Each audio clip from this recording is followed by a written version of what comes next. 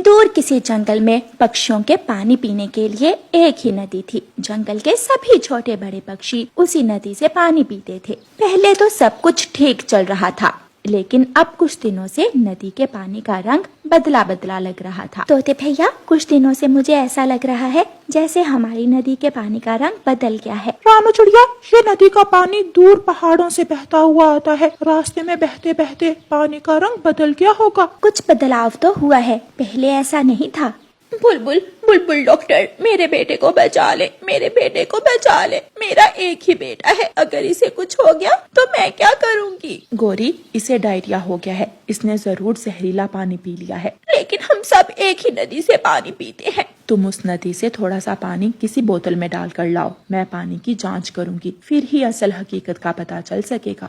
गौरी कव्वी अपने बेटे को लेकर घर चाहती है। अपने बेटे को घर छोड़कर गौरी कव्वी नदी की तरफ चाहती है। नदी पर कबूतर बैठा रो रहा था। मर गया, मैं मर रहा हूँ, कोई मेरी मदद करे, मेरे पेट में बहुत दर्द है। कबूतर भैया, क्या आपने भी इसी नदी का पानी पिया है? हाँ गौरी, मैंने जब से नदी से पानी पिया है मेरे पेट में बहुत दर्द है। बुलबुल की बात ठीक ही है, शायद इस नदी के पानी में ही कोई मसला है। गौरी बोतल में नदी से पानी लेती है और बुलबुल डॉक्टर के पास जाती है। बुलबुल पानी की जांच करती है। ये तो जहरीला पानी है। जो कोई भी इस नदी का पानी पिएगा वो स्वस्थ नहीं रह सकता। आज नहीं तो कल वो बीमार हो जाएगा। बुलबुल, अब हमें क्या करना होगा? इस चीज की जांच करो कि नदी के पानी में ये जहर कहाँ से शामिल हो रहा है।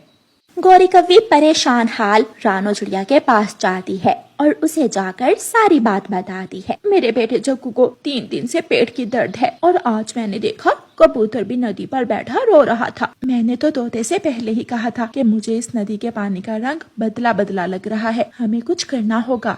फिर रानो चिड़िया और गौरी कव्वी जंगल में रहने वाली सियानी बूढ़ी चिड़िया के पास जाती हैं। माँ जी, आप ही हमें बताएं कि नदी के पानी का रंग में बदलाव क्यों है और सब बीमार क्यों हो रहे हैं।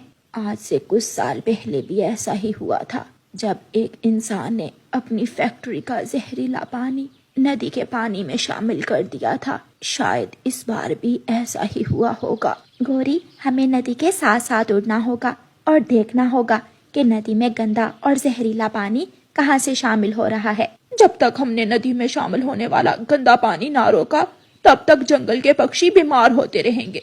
फिर गौरी कव्वी और रानो चिड़िया नदी के साथ साथ उड़ती हैं। वो सुबह से शाम तक उड़ती हैं। छोटी नदी आगे जाकर बड़ी हो जाती है और फिर उन्हें ऊपर आसमान में धुएं के बादल नजर आते हैं। गौरी, वो देखो, सामने धुएं के बादल हैं। शायद वो इंसान की लगाई हुई फैक्ट्री से धुआं निकल रहा है। हमें वहाँ जाना होगा और जाकर देखना होगा। चिड़िया और गौरी कव्वी उड़ती हुई उस फैक्ट्री तक पहुँच जाती हैं और वहाँ जाकर वो हैरान हो जाती हैं। एक बड़े पाइप से गंदा काला पानी नदी में गिर रहा था। क्या हम ये पानी पीते हैं? मेरा तो ये सब देखकर ही दिल खराब हो रहा है, इतना गंदा पानी। चिड़िया, चले हम इस फैक्ट्री के मालिक इंसान से बात करती हैं।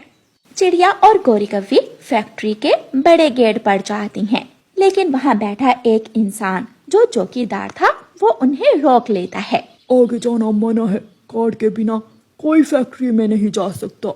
इंसान जी, हमारी जिंदगियों का मसला है।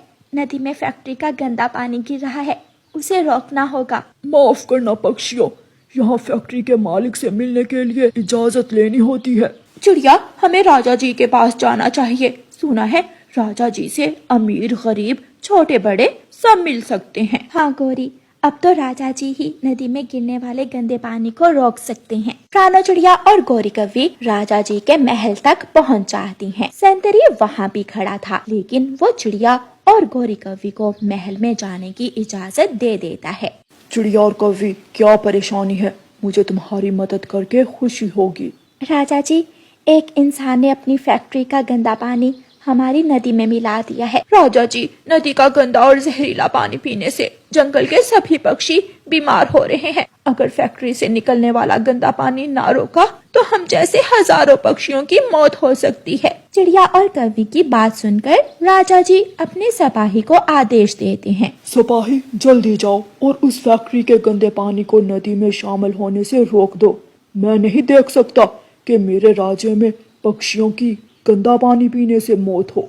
फिर वो सिपाही जाता है और फैक्ट्री का गंदा पानी नदी में गिरने से बंद करवा देता है। चिड़िया और गोरी कव्वी अपनी सफलता पर बहुत खुश थीं। वो खुशी खुशी अपने जंगल वापस चली जाती हैं।